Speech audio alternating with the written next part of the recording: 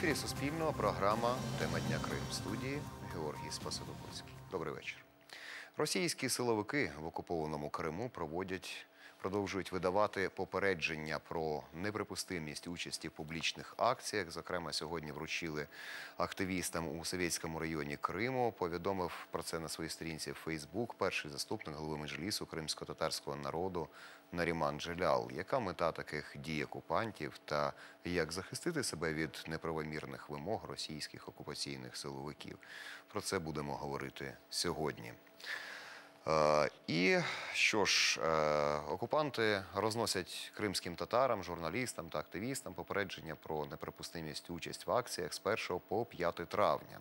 Так, наприклад, активісту Сіяру Гафарову оперуповноважений позвонив під час дуа молитви і повідомив, що окупаційна поліція прийде з офіційним попередженням.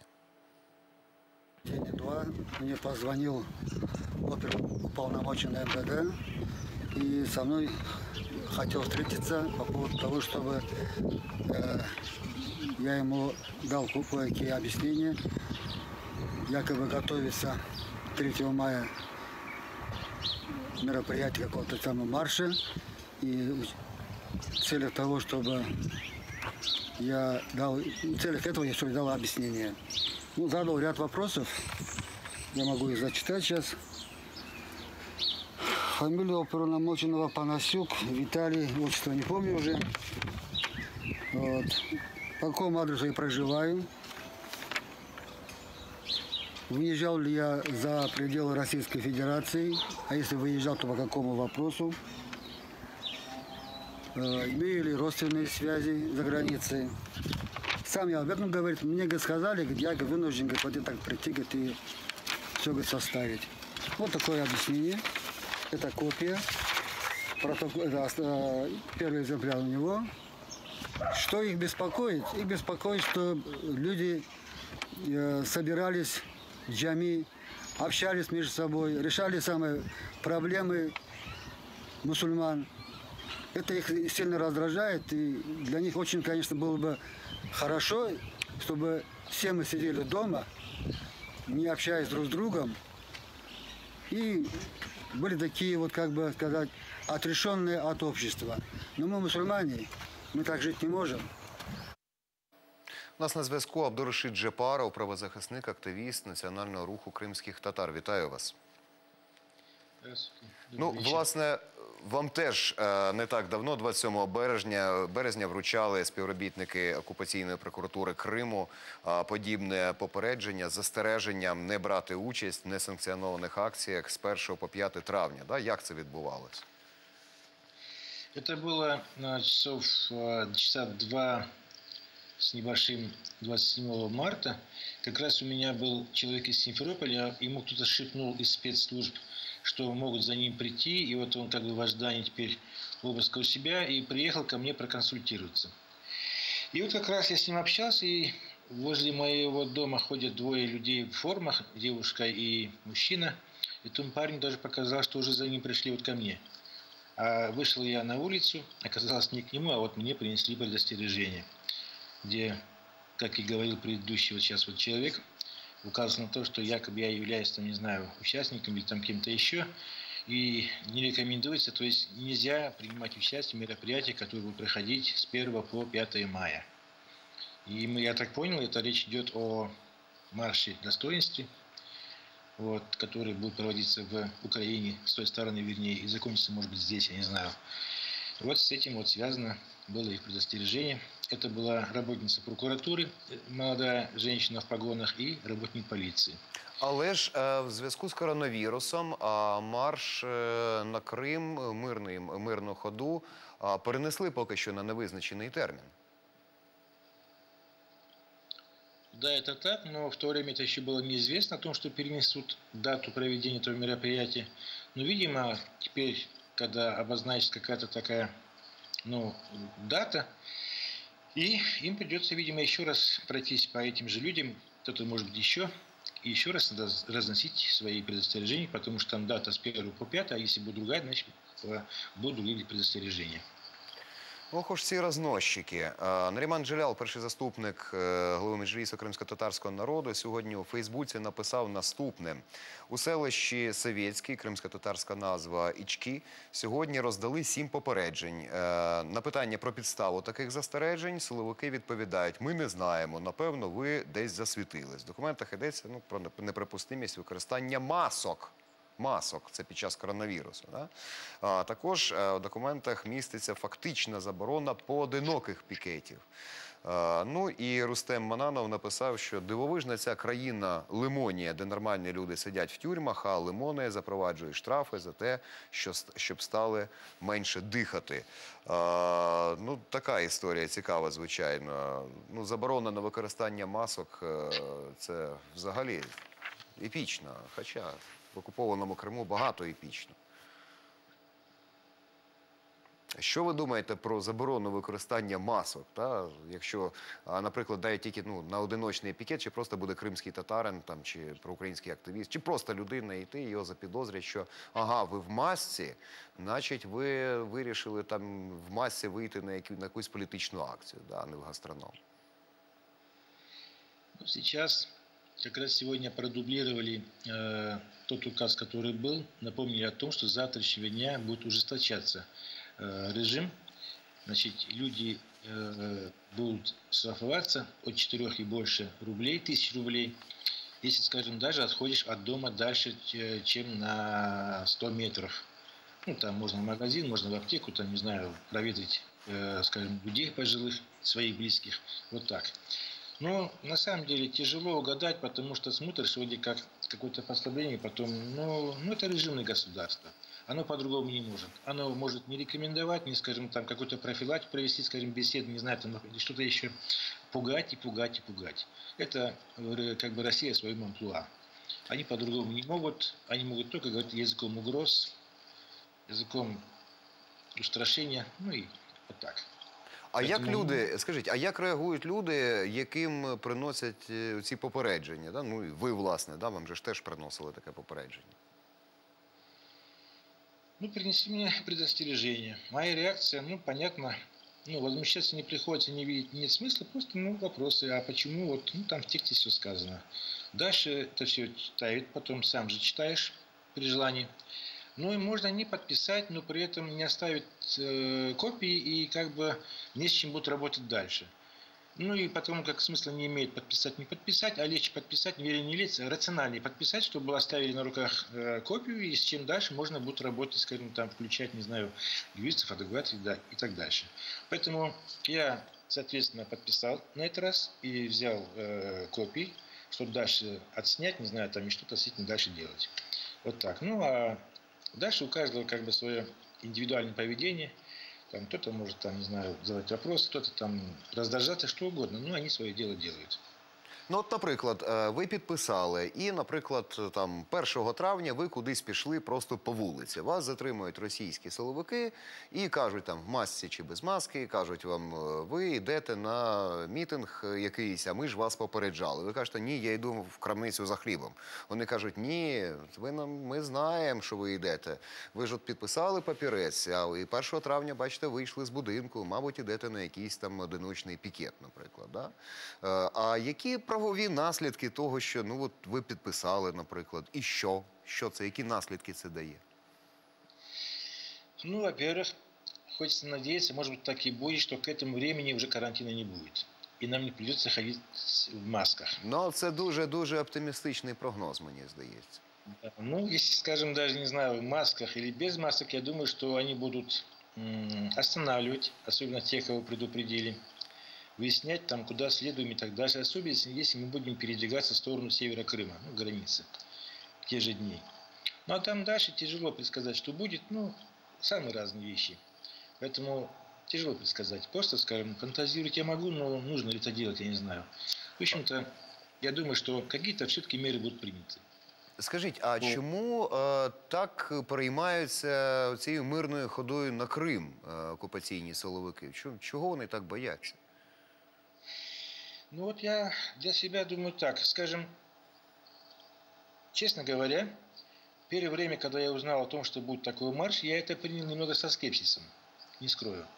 Но когда я увидел реакцию России и его спецслужб, я понял, что это мероприятие чего-то стоит в самом деле. Иначе представим себе обратное. Скажем, вот готовится марш, и Россия никак не реагирует. Значит, это в самом деле ничего не стоило. А теперь мы понимаем, что это серьезная вещь, и значит, это нужно воспринимать серйозно. Ну, навіть що цікавіше, марш то взагалі перенесений, а вони все одно ходять і по нові розносять ці попередження, хоча там марш переноситься і переноситься. Я думаю, що не один раз до вас прийдуть. Цікаво виходить. Ефект марша ще нема, а вже ефект, якби, переймаються окупанти. Ну да, эффект есть. Это уже, будем считать, что это начало уже работать. Это уже начало работать, и, он перенесен. Он же от него не отказались, от этого мероприятия. Он просто перенесен на какое-то время дальше. Поэтому, и тем более, думаю, что включатся интересные люди, и люди, в общем-то, разные. И марш все-таки, я думаю, состоится. Вот. И он уже начался потом, как пошла реакция оппонента. Потом понятно, скажем, то, что они не рекомендуют или запрещают эти вещи делать или принимать участие. Представим себе, я, может быть, утрирую слишком грубо, у вас, скажем, похитили что-то, скажем, пусть это будет авто, с вашей семьей, и вам запрещается об этом заявлять, и, не знаю, сообщать и так дальше, вам действовать. Но это ваше право обращаться ко всем, не знаю, кому угодно, и привлекать всех людей, чтобы вам помогли восстановить справедливость. Поэтому это знакомая ситуация, как у меня, когда в 2014 году похитили сына, я звонил своим друзьям и близким, чтобы они как-то знали об этом, а мне предупредили по телефону, дескать, зачем вы звоните? Значит, у меня и похитили сына, и я никому не должен об этом сообщать и вообще говорить. Поэтому думаю, что это явление вполне справедливое, марш достоинства. И было бы наоборот, наверное, бы непонятно, если бы на нее не реагировали. Поэтому раз реагируют, значит, имеет смысл в этом деле и дело стоящее. Поэтому думаю, что оно состоится, конечно. Мы здесь, посмотрим, как мы будем поступать в соответствии с нашими вокруг обстановкой. Где-то так. Ну, що ж, власне, і глава Меджлісу кримсько-татарського народу Ріфат Чубаров написав, що в Судаку російські карателі обходять будинки кримських татар. Одним з карателів, які обходять будинки і вимагають письмове пояснення, виявлено, що це майор поліції Черник. Серед питань, на які російські окупанти вимагають пояснень, було головне питання. Чи буде опитувана особа брати участь в акції «Світ проти насильства і окупації. Марш гідності». Дякую, пане Джапаре. І до кримських інших подій. Уповноважена з прав людини Верховної Ради України Людмила Денисова впевнена, що в анексованих Криму і Севастополі загострюється епідеміологічна ситуація, викликана поширенням коронавірусної інфекції. Окупаційна адміністрація, цитую, приховує реальну ситуацію із захворюваністю на півострові. Після того, як 8 квітня у пацієнта лікарні Армянська підтвердили захворювання на COVID-19, весь медичний персонал і пацієнтів відправили на карантин. 9 квітня аналогічна ситуація сталася в Севастопольській міській лікарні номер 3.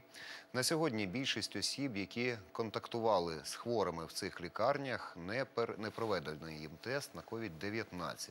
До того ж, медичні установи на цій території не готові до боротьби з пандемією. І йдеться в повідомленні омбудсмена на її офіційній сторінці у Фейсбук. Вона при цьому зазначила, що Росія, яка окупувала Крим і Севастополь, тепер повинна забезпечити населення півострова відповідним медичним обслуговуванням без допущення будь-якої дискримінації за політичними поглядами, віросповіданням, расовим або етнічними ознаками. А сьогодні окупаційний парламент Криму ухвалив законопроект про штрафи за порушення самоізоляції для кримчан. Які ще там новини він підготував для бідних кримчан, дивіться далі. Штрафи кримським пішоходам та автомобілістам пропонують запровадити окупант. Видим, что в городе уже пробки в Симферополе каждое утро практически. То есть как бы режим самоизоляции, ну давайте говорить так, мягко говоря, не соблюдается. Значит, мы договорились, что сегодня будет проведена сессия, будут собраны подписи депутатов, Владимир Андреевич, значит, будет заключено соглашение с МВД, мы вчера с Павлом Леонидовичем переговорили. Точно так же, по примеру города Москвы, значит, и МВД будет составлять протоколы об административных нарушениях на пешеходов и на автомобили за нарушение правил самоизоляции. Соответственно, мы будем, протоколы эти будут в органы власти Республики Крым и направляться дальше в суд. Ну вот по схеме Москвы. Физическое лицо штраф 4 тысячи, повторное рецидив 5 тысяч рублей в данном случае. Ну, Игорь Николаевич впоследствии сейчас скажет, когда, ну сейчас Игорь Николаевич, когда МВД будет, то есть докладывать, тоже доложите. То есть закон необходимо сегодня принять. Нові випадки зараження коронавірусом сьогодні виявлені у жителів Керчі. В березні вони побували в Таїланді, повернулися літаком через Москву в Симферополь. Значит, у данных лиц клинических проявлений заболеваний нет. И на момент госпитализации они выявлены в соответствии по результатам лабораторных обследований, которые были проведены на 10-й день после пересечения государственной границы Российской Федерации на территории Республики Крым. Значит, отдаленные контакты – это 11 человек, они все установлены, им вручено соответствующее предписание, поставлены под медицинское наблюдение.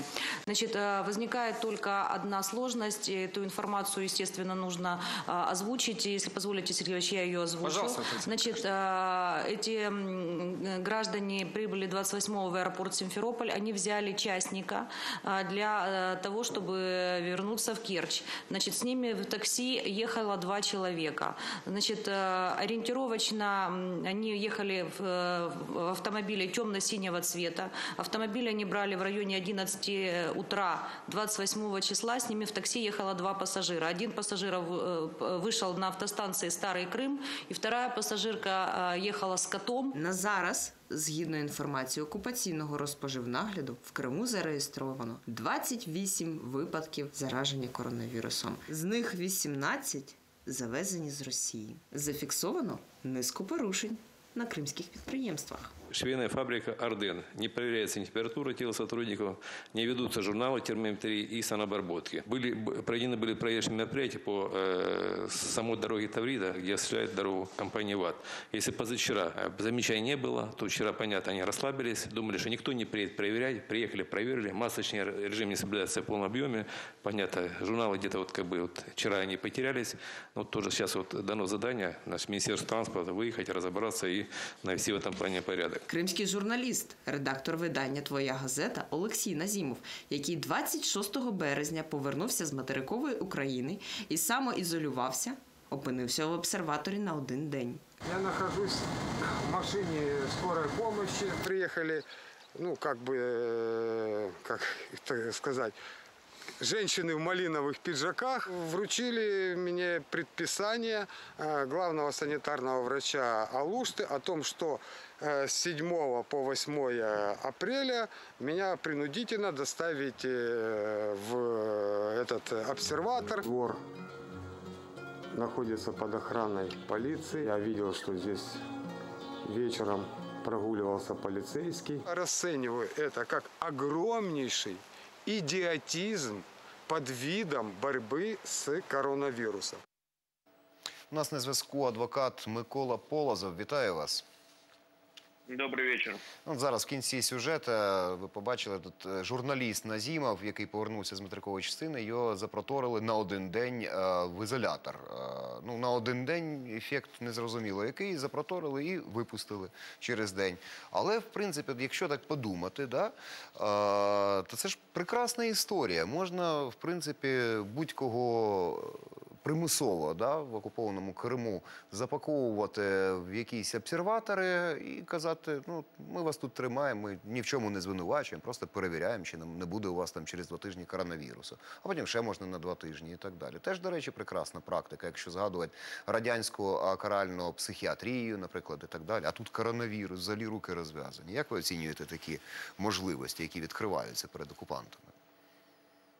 Нет, ну совершенно очевидно, что российские власти, особенно власти на местах, пытаются под видом борьбы с коронавирусом, под видом организации каких-то карантинных мероприятий закручивать гайки И совершенно очевидно, что под эту кампанию подпадут прежде всего те, кого российские власти считают неблагонадежными.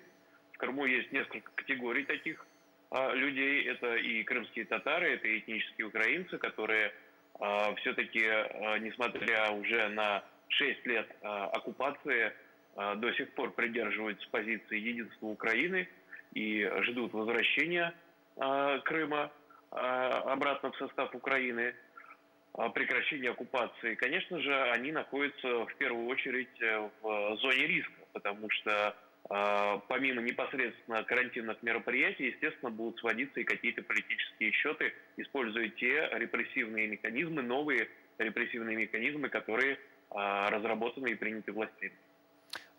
Рівно місяць тому, 11 березня, відбулися обшуки у кримсько-татар в Бахчисараї, Бахчисарайському районі. Тоді затримали до 10 травня поточного року 4 кримських татар. Який розвиток історії? Що їм інкримінують? Це, вочевидь, будуть їх доєднувати до чергової групи в так званих справах Хізбут Тахрір, очевидно. Их обвиняют в участии в деятельности организации, признанной на территории Российской Федерации террористической. Это действительно новая группа. Вместе с тем задержанным лицам вменяют участие в деятельности этой группы, а организацию вменяют Сейтумерову, который в настоящий момент не находится в Крыму и находится вне зоны досягаемости российских силовиков. Но я могу сказать так, что, конечно же, ситуация с коронавирусом притормозила и следственные действия, и судебные действия в каком-то смысле. Несмотря ни на что, дело продолжается. И, по всей видимости, в начале мая должны состояться суды по продлению меры пресечения. В каком они будут проходить режиме? В режиме видеоконференции или их будут доставлять в суд, все будет зависеть от епідеміологічної обстановки в Криму в тот момент. На початку програми ми розповідали про те, що кримським журналістам, активістам, кримським татарам розносять російські силовики такі папірці з попередженням офіційним, що ні в якому разі не можна виходити в період з 1 по 5 травня на якісь акції.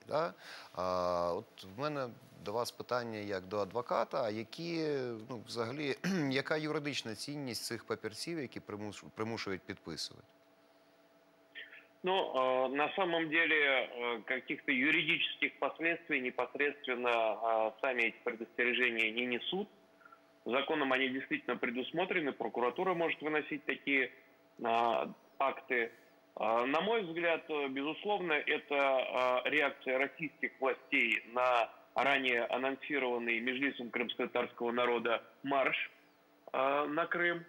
Но, опять-таки, из-за того, что коронавирус внес все-таки изменения в планы, и, по всей видимости, 3 мая этот марш проводиться не будет, а команду уже российским силовикам дали. Они уже отрабатывают полученные сверху указивки, и, соответственно, инерционно на автомате, не учитывая изменившиеся реалии, они продолжают эти предостережения выручать. Кроме того, у них есть еще одно немаловажное значение. Они являются фактом устрашения, запугивания крымских татар, демонстрацией того, что силовики постоянно следят за каждым их шагом, и любая активность, если она не инициирована российскими властями, она не поощряется.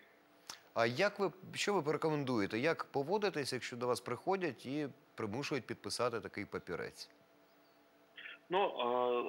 Заставлять они не имеют права, и в любом случае необходимо знать 51-ю статью Конституции Российской Федерации, которая де-факто распространяет свои действия и на оккупированную территорию, на Крым. И это право не свидетельствовать против себя, не ставить подписи, если человек этого не хочет, поэтому подписывать эти документы не обязательно. Ну, з точки зору міжнародного права, рознос цих папірців, ну, якщо просто подивитись там про ті політичні справи і вироки там по 17 років, які дають в окупованому Криму, звичайно, на цьому фоні рознос цих папірців, він, ну, не виглядає там чимось таким надзвичайним. Ну, тим не менш, а цей кейс, він може бути доєднаний до інших кейсів, які розглядаються в міжнародних судах, скажімо, ну, як акт залякування, але документально підтверджено. Ось папірець мені принесли, бачите. Да, безусловно, данные действия со стороны российских оккупационных властей являются прямым нарушением норм международного гуманитарного права, в частности, 4-й Женевской конвенции. Безусловно, нарушает права жителей оккупированной территории. И данный документ, если он действительно будет сохранен, может быть приобщен впоследствии в качестве доказательства оказания давления на жителей Криму со сторони російських властей. Ну і до подій в Україні, але які безпосередньо пов'язані з Кримом. 16 жовтня 2019 року Ілля Новіков, адвокат, в коментарі виданню «Гордон» заявив, що заява, за якою Державне бюро розслідувань порушило кримінальне провадження щодо екс-президента України Петра Порошенка через події в Керченській, поблизу Керченської протоки з захопленням українських військових кораблів, повністю збігається з російською позицією. Да? Така справа, яка порушується, ну, байдуже, проти Порошенка, не проти Порошенка, головне інше. Да? А ситуація при цьому кейс з українськими моряками. Справи ж по ним в Росії не закриті? Да, это так. В настоящий момент дело против украинских военных моряков приостановлено, следственные действия приостановлены. Однако в любой момент следствие может быть возобновлено, и в случае, если моряки не явятся по вызову следователя или по вызову суда российского, их могут объявить в розыск как внутрироссийский, так и международный. И в последующем это может послужить действительно негативными правовыми последствиями для них самих. Я составил план финализации этого дела в рамках российской юрисдикции для того, чтобы была возможность исчерпать все средства правовой защиты, тем самым лишить Россию козырей, в том числе в арбитраже Международного трибунала ООН по морскому праву. Направил их в МЗС Украины, но вот пока никакого ответа я не получил. До этого времени произошло все-таки кадровые перестановки в МЗС, новый министр, потом эпидемия коронавируса, и пока этот вопрос никак не разрешен. Но дело моряков, безусловно, финализировать необходимо, потому что для них оставлять это дело в таком виде будет являться, безусловно, большим риском. Что касается непосредственно дела против Порошенко, то, на мой взгляд, это дело инициировано было по инициативе Андрея Портнова. Дело абсолютно имеет неправовой характер, это сведение каких-то политических счетов. И по большому счету мысль, которую Портнов заложил в своем заявлении, заключается в том, что якобы Порошенко намеренно послал этих моряков, чтобы из-за реакции России ввести военное положение и тем самым узурпировать власть, не проводить выборы. Но все прекрасно знают, что выборы были проведены, был избран новый президент Владимир Зеленский, и таким образом само это дело под собой против Порошенко, по крайней мере, конкретно этот кейс, никаких правовых оснований не имеет. Ну да, тут можна за такою логікою піти, що раз вибори виграв Зеленський, так може і він отримав вигоду від всієї цієї керченської історії. Ну це якщо вже так фантазувати і фантазувати далі в стилі того позова. Але тут питання, це ж можна буде, якщо, наприклад, там визнають, що Порошенко віддав злочинний наказ, а моряки, виходить, виконали злочинний наказ. Да? В такому ключі можна і так ще справу повернуть. Ну, як вам така перспектива? В любом случае определенное, скажем так, взаимодействие российских властей и новых украинских властей вызывает озабоченность лично у меня. И это обусловлено не только какими-то, скажем так, действиями, связанными с уголовными делами против Порошенко или моряков. Речь идет об переговорном процессе, об обмене удерживаемыми лицами. Я хочу напомнить, что российские власти до сих пор удерживают около 120 граждан Украины, политических заключенных, и на территории Российской Федерации непосредственно, и в оккупированном Крыму. И в настоящий момент переговоры об их освобождении, хотя ранее не анонсировались, по всей видимости, приостановлены. І це викликає у мене дуже велику озабоченість. Дякую, пане Микола. З нами був Микола Полозов, адвокат. І 23 березня слідчий комітет Росії, який незаконно здійснює свою діяльність в окупованому Криму, порушив проти глави Меджлісу кримськотатарського народу Ріфата Чубарова кримінальну справу за звинуваченням в організації масових заворушень ще 26 лютого 2014 року. Про це йдеться в повідомленні на сайті слідчого комітету. За словами самого Чубарова, Москва намагається залякати всіх нас напередодні 3 травня, дати проведення міжнародної мирної ненасильницької акції, яка, правда, зараз перенесена на невизначений термін через коронавірус. Ну і, власне, так зване управління слідчого комітету Росії в окупованому Криму підготувало лідеру кримськотатарського народу Мустафі Джемілєву звинувачення в незаконному перетині кордону Російської Федерації і незаконному поводженні зі зброєю. Про це повідомляє «Українська правда» з посиланням на копію повідомлення слідчого комітету. Згідно з документом, відповідна кримінальна справа була порушена 11 серпня 2014 щороку. І от хочемо отримати коментар, до чого все це йдеться, у пана Ахтема Чийгоза, народного депутата України, заступника голови Меджлісу кримськотатарського народу. Вітаю вас. Добрий вечір. Оці кримінальні справи, які порушує слідчий комітет російський проти Чубарова, Джемілєва, рознесення попереджень кримським татарам, активістам, журналістам в окупованому Криму для того, щоб запобігти в першу чергу мирному маршу на Крим. Як ви думаєте, чи вдасться досягти росіянам цієї мети, залякати людей, щоб вони цього не робили, і все-таки коронавірус коли-небудь закінчиться, і все-таки, я так думаю, що мирна хода відбудеться? Вы знаете, что в связи с пандемией все крупні заходи такі, вони перенесені. Але те, що зараз в Криму окупаційна влада і ці карательні органи намагаються там якимось чином, в общем-то, настроить или, скажем так, запугать наших активистов.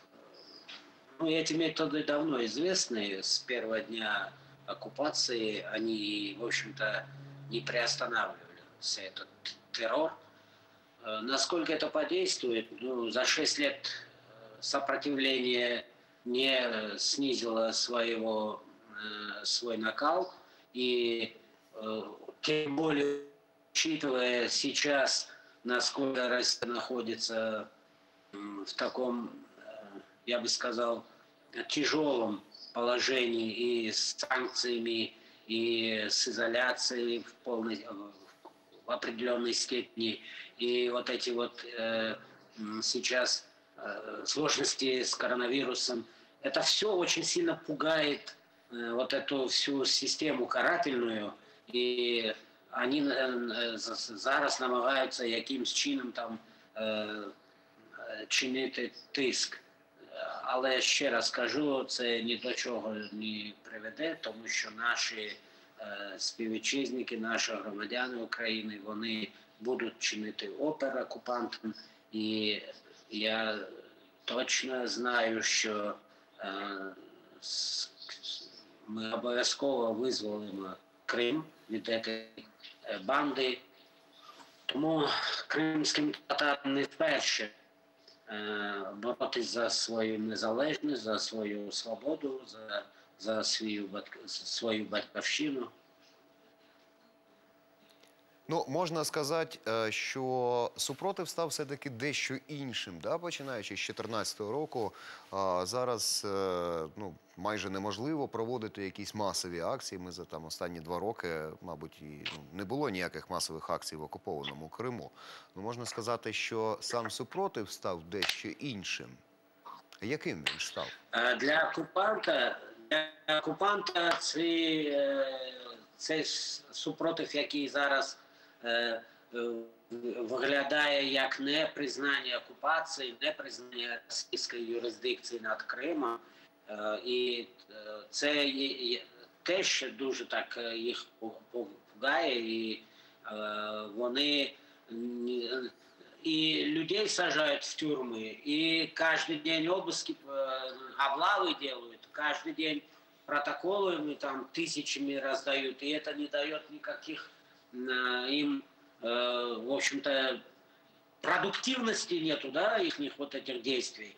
Мы не раз об этом говорили с 2014 года, что они нас плохо знают. Мы выдержали такие тяжелые десятилетия с советской тоталитарной системой. Да, были потери, да, были сложности, но мы добрались до своей родины, до своего дома. И, в общем-то, мы имеем методы воздействия такие, что все равно приведут нас к нашей цели. Крым – это Украина. И вот именно вот это их пугает. Они старались как-то изменить фокус нашей борьбы на методы того, чтобы мы боролись там за свои права внутри этой российской системы и как бы нивелировать, да, вот то важное политическое значение, что борьба народа, она направлена на территориальную целостность Украины. И поэтому террор и репрессии, они не будут уменьшаться, потому что цель наша очевидна. Щодо маршу мирної ходи, мирного маршу на Крим, який хоча і перенесений, але відбудеться, да, напевно. Те, що буде протидія з російського боку, це очевидно. А як ви оцінюєте, чи не буде протидії з боку київської влади? Можливо, наприклад, не захочуть дратувати Путіна і там почнуть чинити перешкоди ще на території підконтрольній Україні? Ну, зараз є таким показовим, то, що вони ніяк не відкривають фінансування єдиного кримськотатарського каналу АТР, і це є такий тест на те, що яким чином вони взагалі думають, яким чином вони висвітлювати ту боротьбу, ту ситуацію, яка є в Криму, це не зрозуміло. Але, знаєте, зараз ми всі дуже ретельно смотримо за ситуацією в Росії, і треба бути готовим до того, що цей марш може бути такий, що Україна разом з нами войде в Крим і назавжди. А к такого рода акции должна быть в первую очередь готова власть Украины. То есть тот вариант, когда нам нужно будет физически показать, что Крым – это Украина, на фоне ослабления, на фоне такого, скажем, снижения центрального управления с Москвы, потому что в России тоже в связи с этими событиями происходят и будут происходить очень серьезные, на мой взгляд, изменения. Об этих вариантах в своих измышлениях высказались послы, бывшие послы Америки в Україну. Да-да, і вже от в Російській Держдумі дуже борхливо відреагували на їх пропозицію зняти санкції. Так, Пропозиція так. та яка? Давайте знімемо санкції Але- з Росії. Да, цього ж, ну, тільки треба повернути Крим і припинити бойові Так, дії на так. Донбасі. Все. Але ми всі бачимо, що взагалі в мірі, в світі достатньо такі зміни відчуваються. Да? Тобто з цієї кризи, з цієї пандемії всі розуміють, що будуть якісь глобальні зміни. А от ми до того готові?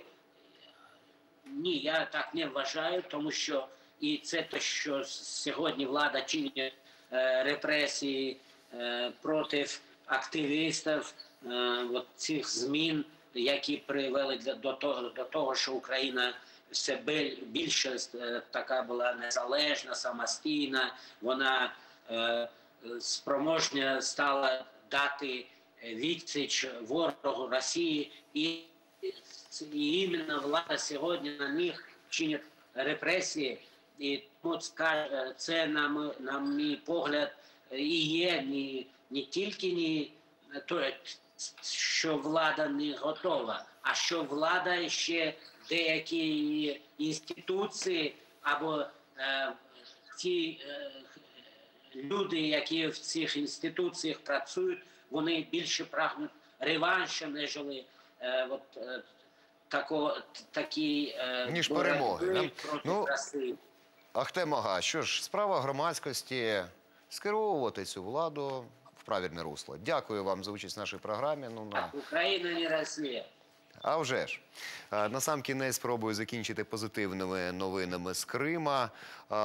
Боротьба з коронавірусом в Керчі. Яйця в поміч. Керченським медикам швидкої допомоги птахофабрика з села Октябрьське надіслала курячі яйця. Гуманітарну допомогу медики чесно розподілили по всім змінам. Передали гуманитарную помощь в виде яиц. Это ж насколько Очень смен вам приятно. хватит? Очень приятно. Ну, распределяем по 10 яиц на 4 смены. Плюс подстанция у нас. Ну і страшні таємниці щодо походження коронавірусу. Сьогодні я знайшов на кримському ютуб-каналі «Екстрім Аналіз». Отже, страшні таємниці від невідомого, на жаль, експерта. Пропоную вашій увазі. Я хочу выпить за вас. Американцы его придумали. Может, и китайцы. Да, Да, это докажется. Вообще придумали, говорят, дружатся англичане, блядь, все это сделали давно. Они лоббировали это все. Третьего Карфагена не будет. Потом смотрите следующую серию. Выключай. Ну, виключаємося і ми. Наш час в ефірі вичерпаний. На все добре, бережіть себе і будьте здорові. Не кашляйте.